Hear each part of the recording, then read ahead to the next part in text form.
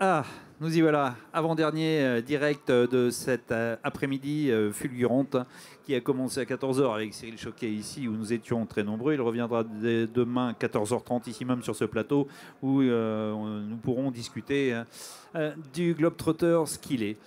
En revanche, on va parler compétition. Alors sachez qu'il existe un grand nombre de compétitions. Mais là, chez Abu Garcia Berkeley, on peut parler compétition puisqu'on a des compétiteurs ici même présents. Donc, je te laisse Mathias les présenter, enfin présenter ou tout au moins même la compète. Vas-y, allez-y, je vous laisse un peu jouer. Vas-y Mathias, toi. Bon, du coup, moi c'est Mathias Lotti, donc voilà, un des compétiteurs en question. Au bassin, on a Bastien Nicolet, qui guide maintenant depuis 2 ans en Espagne et qui a rejoint l'équipe et qui a donc lui aussi participé à la Bass Nitro Cup, Sonner Nitro Cup. Et enfin, mon coéquipier de toujours, Arnaud Redzi. Voilà. Donc là, compétition, ce n'est pas rien comme compétition. C'est quoi? Quelle est cette compétition? Bastien, c'est là? Ouais. Vas-y, c'est la quoi la compétition? C'est là? C'est l'Eurosonner Cup, exactement. L'Eurosonner Cup. Tu as dit la plus grande compétition? C'est ça, c'est la plus grande compétition en Europe pour la pêche du black bass. La plus grande compétition de pêche. La plus grande compétition d'Europe pour la pêche du black bass. Voilà. Et vous vous êtes classé, non? On a fait un truc vraiment pas mal pour la France. Bastien a pêché avec Mike Iaconelli, c'est un grand champion américain. Et ils ont fini premier de cette compétition. Donc on peut l'applaudir, hein, c'est vraiment énorme. C'est ça. Le first, hein, on a eu un street fisher qui a fait beaucoup de choses auparavant ici sur ce plateau. Là, on a quand même un big champion. Quand même. Ouais, c'est ça. Hein, c'est le champion d'Europe de la pêche du black bass. Le Warrior Black Bass. C'est ça. Et nous, on a fini 2e à 400 grammes. Donc c'était bien aussi. On peut nous applaudir. On peut les applaudir. Voilà, 1er et 2e, donc c'est pas rien. Mais bon, c'est les trophées hein, qui sont sur... C'est ça. Donc ça, c'est le trophée de Bastien. Hop. Pour le premier avec Mike Iaconelli. C'est ça, exactement. Et ça, c'est le nôtre. Donc voilà, ça fait un joli souvenir. Ah bah tu m'étonnes. Voilà. Alors, c'est bien. T'es pas là-haut pour rien, Bastien. Oui. Qu'est-ce que tu nous as emmené là-haut? Qu'est-ce que tu as concocté là-bas? Je vous ai emmené un petit peu... ce dont à toutes et à toutes. Vous avez pêché avec ça d'ailleurs. Ouais, je vous ai emmené un petit peu les leurres qu'on a utilisés tout au long de la compétition. Voilà. Qu'on va faire nager dans le bassin afin de vous... Ils sont posés sur la petite planchette là? Ouais, voilà. Alors on va les voir à la caméra et on va connecter. Tu peux les laisser dessus. Et regarde, on va les voir. Voilà, tu vois, si tu les laisses là-bas. Et tu peux les décrire l'un après l'autre avec ton doigt en montrant dessus sur la. Comme ça, on va pouvoir voir ce que c'est. Vas-y. Tu peux les décrire. Comme ça, on les voit. Nous, on va voir ce que tu décris et donner le nom des différents leurres, des 3 et de 5 leurres que je vois. 6. Donc on a les Crofati, ce modèle-là. D'accord. On a utilisé en trailer de jig. Bon, j'ai pas de jig ici, mais pour les gens qui connaissent, c'est une tête plombée avec des poils. Voilà, c'est un leurre très utilisé sur la pêche du black bass, très efficace sur les gros poissons notamment. Voilà, donc ça c'est le leurre qu'on mettait en trailer. Voilà, sur ce leurre, sur ce jig, on vient ajouter un trailer, une écrevisse, dans l'imitation bien sûr. Et donc ça, c'est ce qu'on a utilisé en trailer de jig. Voilà, sur la quasi-totalité des compétitions que vous avez effectuées. Celle-ci en l'occurrence. Sur ce week-end-là, sur ces 2 jours de pêche. Sur ces 2 jours de pêche-là. Ouais. Ensuite, j'ai vu un shad. Hein. Il y a un shad avec une tête un peu particulière. On va reprendre avec la caméra. Tu peux les laisser, comme ça on les voit bien. Voilà, comme ça. On le voit bien là. Donc tu as juste à mettre ton doigt dessus pour montrer, mais il y a une tête plombée particulière d'ailleurs. Ce modèle-là, ouais. Ce modèle-là. Ça c'est une nouveauté, pareil, de chez Berkeley. Ça s'appelle le Snap Jig. C'est une tête plombée, mais un peu spéciale. Oui. Je sais pas si on voit mieux là. Ah oui. Vous avez des petites ailettes. Et en fait, c'est une tête plombée faite pour ce qu'on appelle du darting. C'est-à-dire qu'on va pouvoir l'animer en mettant des tirets dans la canne. Et ça ne va pas agir de la même manière qu'une tête plombée classique. Ça va faire donc des darts, des petits mouvements comme ça, des petites saccades, comme un petit poisson qui est apeuré, qui nage. Et c'est un peu différent de ce qui se fait dans le commerce. Tu peux m'illustrer ça? T'en as un de monté? Non, t'en as pas de monté sur une canne? J'en ai pas un monté, non. Si. Je peux en monter un tout de suite. Ouais, ça serait. Tu vas en monter un parce que là c'est bien. Non, ça serait plus simple ouais, de le monter, Bastien. Et comme ça, en même temps que tu expliques, tu montres la nage particulière du leurre. Ah ouais, ça sera ouais, plus ouais, simple, je pense. pour moi c'est important et pour les visiteurs ainsi que les webmasters, je pense que c'est important de suivre ce que tu viens de dire parce que ça parle pas à tout le monde. Non, c'est sûr. Donc on va le montrer, ça sera plus simple, plus explicite, on va dire. C'est ça. Ce chat, vous l'avez utilisé aussi lors de ce week-end ou pas? Vous l'aviez? Honnêtement, on l'avait, ça n'a pas été l'heure de la compétition. D'accord. On y a pêché beaucoup cette année. Moi, j'ai eu beaucoup de résultats sur le black bass. Pourtant, c'est pas vraiment destiné pour le black bass. Non. Plutôt orienté persidé, perche, cendre. Ouais. Et bizarrement, cette année, j'ai eu beaucoup de résultats sur le black bass. Mais honnêtement, lors de la compétition, ça n'a pas du tout été ce leurre-là qui a été utilisé. Ouais, c'était plutôt jig. Jig avec écrevisse en trailer et l'autre leurre qu'il n'a pas encore montré. Un shaky head avec un worm. Voilà, il va Alors, pas passer sur le chat, comme ça on va pas perdre. Vas-y, on va. Voilà, explique-nous là. Donc, vas-y, Bastien. C'est dart donc. Chaque coup de canne imprimé, je vais le faire un peu plus au ralenti pour que vous puissiez bien voir. Le leurre part de droite à gauche. Comme un petit poisson qui est un peu apeuré, là, qui ne sait pas trop où il va. Et ça, voilà, comme Mathias l'a dit, c'est efficace sur les carnassiers, notamment en pêche d'automne. Donc le profilé de cette tête plombée donne une réaction au leurre différente que si on avait une tête plombée classique, n'est-ce pas? Ouais, c'est exactement ça. En fait, les petites ailettes, elles vont appuyer sur l'eau, et quand tu vas effectuer la traction vers l'eau, la tête, elle va se désaxer de droite vers la gauche. D'accord. Et de façon aléatoire, en fait. D'accord. Donc là, c'est ce que l'on voit. Hein. Il y a plusieurs grammages de tête plombée, je pense. Oui, il y a plusieurs grammages. Parce que j'ai vu 2 petits chats sur la planchette là-bas. Oui. Et il y avait un tout petit, je ne sais pas, c'est combien la taille? Alors, les grammages, ça va de 7 à 28 grammes. Ça, exactement. 7 à 28 grammes. Décliné en 3 couleurs et en plusieurs tailles d'hameçons, justement, pour pouvoir adapter un peu tous les types de finesse. Il a le catalogue dans la tête, lui. Voilà. Donc, non, mais c'est bien. Et au moins, c'est bien. Et je pense que le plus petit doit être très, très efficace, effectivement, sur les persidés. Hein, je me trompe, Arnaud? Tout à fait. La plus petite taille est très efficace sur les persidés. Alors on peut y mettre un petit shad, un petit finesse, on peut y mettre un worm, on peut y mettre une créature, on peut y mettre tout un tas de choses. Le but c'est vraiment d'animer comme fait Bastien pour avoir un peu une action saccadée, un petit peu n'importe comment, mais en étant assez agressif en fait sur les poissons. Ouais.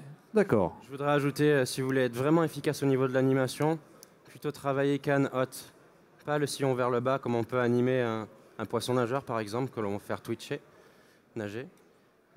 Plutôt canne haute, vous serez vachement plus efficace dans la nage du leurre. D'accord, donc là, on va passer sur un autre leurre que tu as amené. C'est une nouveauté ou pas? L'autre leurre que tu disais, Mathias. Oui, ça fait partie des nouveautés de la gamme basse en fait chez Powerbait. D'accord. Et donc c'est un worm qu'on a utilisé lors de la compétition. Ah, ça du coup. Alors la compétition, on a beaucoup pêché avec des worms, que ce soit autant l'équipe de Bastien et Ike que nous. Et donc ça fait partie d'un des patterns qu'on a utilisé lors de cette compétition, donc le shaky head. Donc c'est une petite tête pour shaker, pour secouer en fait sur le fond. Et donc le verre va se positionner un peu plus haut, il va nous le montrer. Et ça nous permet d'animer dans des endroits bien précis sur place, vraiment sur place quoi. Une question intéressante encore. Elle est assez récurrente cette question durant toute la journée sur les différents leurres. Est-ce que vous êtes des adeptes des agrafes, messieurs? On donne tous une réponse? Vous êtes une réponse unanime peut-être. Vous êtes 3 grands compétiteurs. Moi pas du tout. Je ne fais pas confiance. Je fais plus confiance à mon nœud qu'à une agrafe. D'accord. Et ouais. Alors Mathias et moi on est un peu différents. J'utilise pas d'agrafe. J'utilise un montage 360, juste un rolling avec un émerillon, avec un anneau brisé. En fait, ça permet en fait que le leurre tourne sur lui-même. Donc, c'est-à-dire que quand le poisson vient mettre en tension le fil, il n'y aura pas d'appui comme sur une agrafe, un appui fixe qui pourrait éventuellement le décrocher. Là, ça tourne et du coup, le poisson peut secouer sa tête dans tous les sens et il se décrochera beaucoup moins, en tout cas. Et Mathias, lui, utilise beaucoup des nœuds. Oui, c'est ce qu'il dit. Pas d'agrafe du tout. Bastien? Agrafe, pas agrafe? Les agrafes, pour moi, c'est un point de faiblesse. D'accord. Alors moi qui suis assez régulièrement sur l'eau de par mon métier de guide, c'est quelque chose que je déconseille. Voilà. Pour moi, c'est la facilité, la graphe, ça permet de changer de leurre rapidement, mais aujourd'hui, on a des nœuds avec le gros fluorocarbone à brochet où on peut avoir les mêmes propriétés qu'une agrafe sans la fragilité de l'agrafe. Ça, c'est fait. Depuis ce matin, je pense que les gens qui vendent des agrafes peuvent les ramener. Oui, on parce que là, on ça s'est va pas mal fait, finir. on s'est pas fait que des copains, voilà.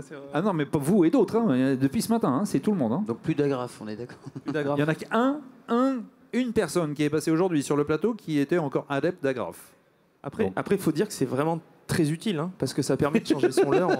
Tu veux pas te faire détruire, toi? Non, mais c'est pas ça. Mais par contre, ça, effectivement, comme le disait Bastien, ça a ses faiblesses. Et on n'a pas envie de perdre un gros poisson à cause d'une agrafe. Sur un point de vue compétition, bien sûr que le but, c'est de ne pas perdre de poisson. Donc effectivement, les agrafes, on ne les utilise pas en compétition. En pêche loisir, ça peut permettre de gagner du temps, mais ça a une faiblesse. C'est ça. Bon.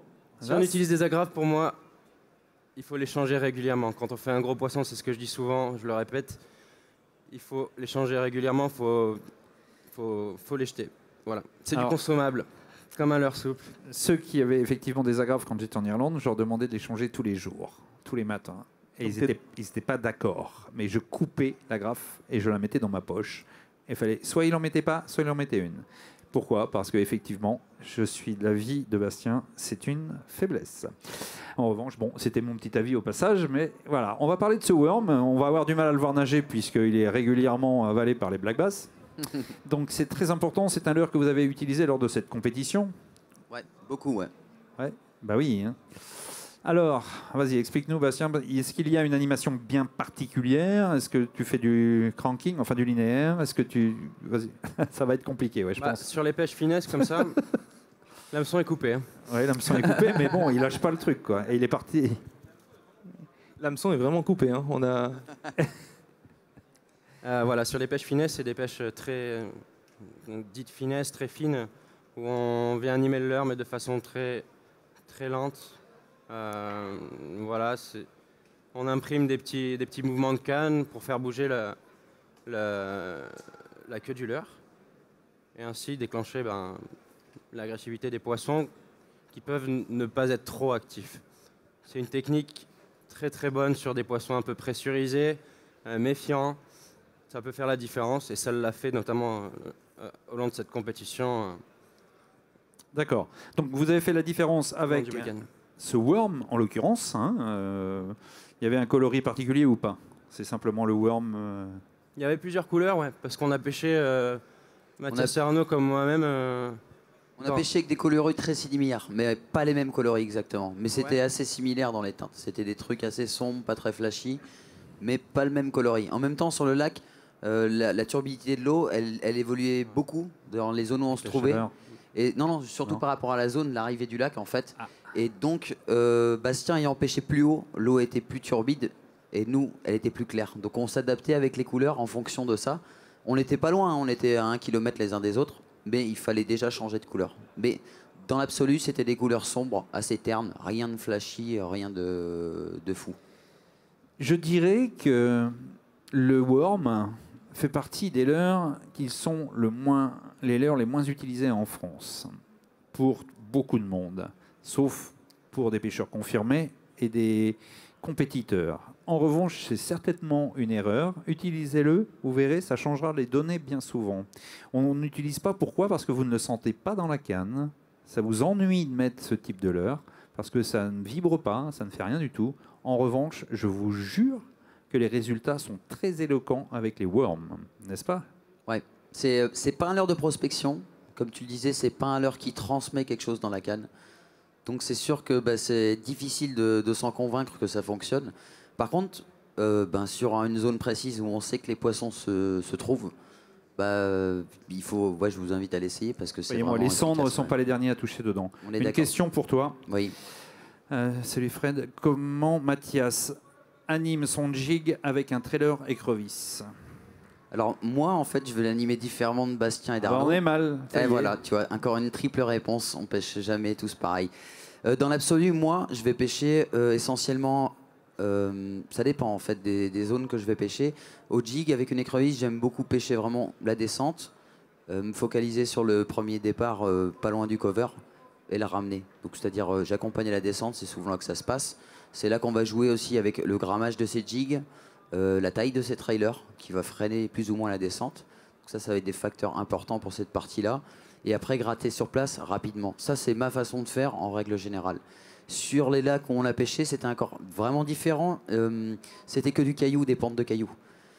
Donc, il fallait tenir la pente, en l'occurrence, pour nous, et pas trop se déplacer. C'était vraiment, on avait vraiment spoté les poissons, on savait où ils se trouvaient. Il fallait insister à l'endroit où on savait qu'ils étaient et les déclencher à cet endroit-là. Donc, c'était assez similaire pour moi de la pêche qu'effectue Bastien avec le Shaky Head. Lancer un endroit précis, à peine l'animer sur le fond, attendre et se faire aspirer si ça fonctionne. C'était en tout cas la façon de faire là-bas et c'est ma façon de faire en règle générale. Voilà. Ok, Dac. Super. Merci, messieurs. Notre temps est écoulé. Je vais vous féliciter, vous remercier. Il y a quelque chose à dire. On a oublié les cannes et les moulinets. Ouais. Malheureusement. Ouais, parce que là, on est timé, mais... Ok, ouais. alors juste vite fait, Mike Connelly, donc le champion américain, a développé des cannes et des moulinets pour l'Europe, 9 spinning, 4 casting, 2 moulinets spinning en 20 et 30 et 2 moulinets casting en ratio 6-6 et 8 pieds. Et en fait, chez Abu Garcia, on présente ces produits-là et d'ailleurs, pour tout achat de plus de 150 €, Abu Garcia offre une batterie solaire. Ah oui, c'est vrai. Ouais. Donc assez utile. Voilà, c'est tout ce que je voulais rajouter. C'est un joli petit cadeau, donc pensez-y. Donc on les a pas vues là sur le bassin, mais elles sont sur le stand. Elles sont sur le stand. Venez on peut les aller voir. sur le stand d'Abu. Et ça fait partie des choses avec lesquelles on a pêché aussi sur cette compète. Tout à fait. Et lui aussi, Mike Connelly a pêché qu'avec ces cannes-là. Merci à vous et je répète, merci pour la bonne initiative du chèque que l'on a pu voir lors de votre dernier passage pour Alviné. C'est une initiative parfaite. Vous pourrez aller revoir cette vidéo, ce passage sur le plateau de Fishing TV. Merci messieurs, bonne soirée à vous. Merci beaucoup. Merci à toi. Et bonne fin de salon. À plus. Prochain direct, normalement dans quelques instants si tout va bien.